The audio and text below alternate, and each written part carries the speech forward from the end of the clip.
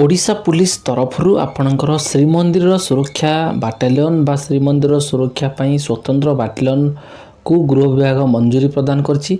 जहाँ पूर्व वीडियो रे मो ऑफिशियली लेटर आपण मानकु देखैथिली। वर्तमान देखंतु आजिर न्यूज पेपर आसीछि टोटाल 1083 गोटी पदवी सृष्टि।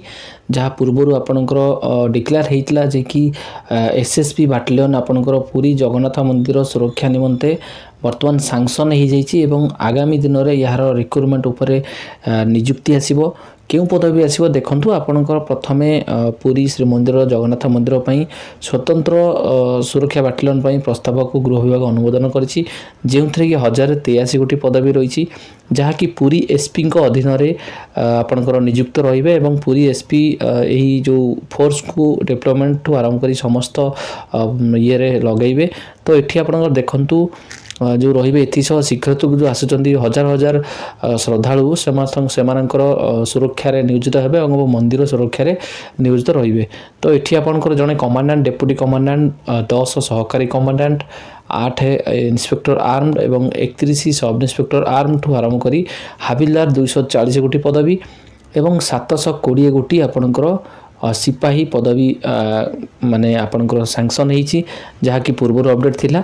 तो ये जो 720 पदवी रही यही 720 आपनकर डायरेक्ट रिक्रुटमेंट हम जहाँ कि ऑल ओडिशा बेस रे डायरेक्ट रिक्रुटमेंट हम एवं निजुक्ति जो हेबो सेठी आपनकर रही जो ऑल ओडिशा रे इंटरव्यू हेबो।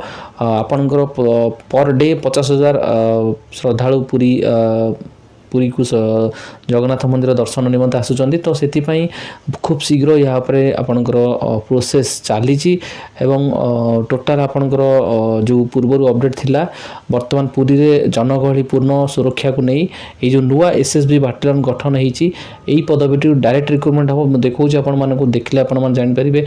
आपनकर जो टोटाल वैकेंसी ऑफिशियली जो रहिची लेटरटी आपणकर जो गृह विभाग तरफ जो लेटरटी आसला 31 जनवरी 2024 आसला।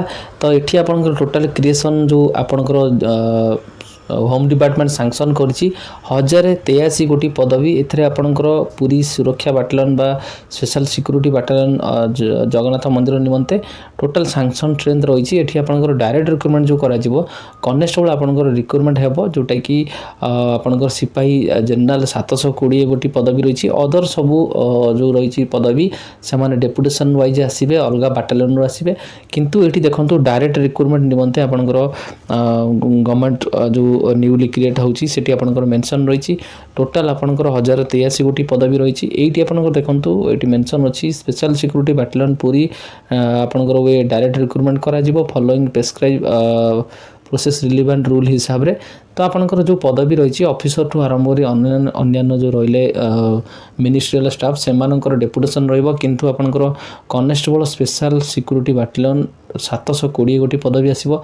आगामी दिन रे जो ओएसपी एवं आईआरबी आसीबो सेही थिरे आपनकर एई पदवी को ऐड हेकी आसीबो कहीं ना पूर्व आपनकर 1513 गोटी पदवी सैंक्शन हेइतला। तो ये टोटाल ऐड होईकी आपनकर 2000 रु 2500 भली पदवी वैकेंसी आसबार संभावना रही। बर्तमान आपनकर जेहेतु स्पेशल एटा सैंक्शन खूब शीघ्र होईछि एवं ओपीएसएसबी बा ओडिशा पुलिस रिक्रुटमेंट बोर्ड तत्परता सहित बर्तमान चली आपनकर रिक्रुटमेंट प्रोसेस ऑलरेडी चली एवं खूब शीघ्र या पर पदक्षेप निया जिवो एवं नुआ रिक्रुटमेंट निमंते आसीबा आपनकर नोटिफिकेशन आसीबो।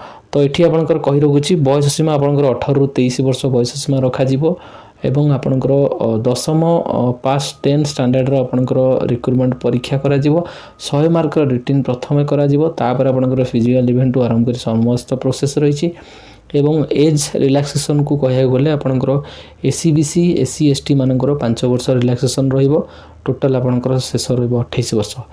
तो खूब शीघ्र नोटिफिकेशन आसीबो। वर्तमान गुरुत्वपूर्ण अपडेट आपनकर एसएसबी बाटालियन बा श्रीमंदिर सुरक्षा बाटालियन ओएसपी आईआरबी समस्त पदवी मिलित भाव में एक आसीबो एवं जहाँ कि रिक्रुटमेंट आपनकर ओपीएसएसबी कंडक्ट करिवो।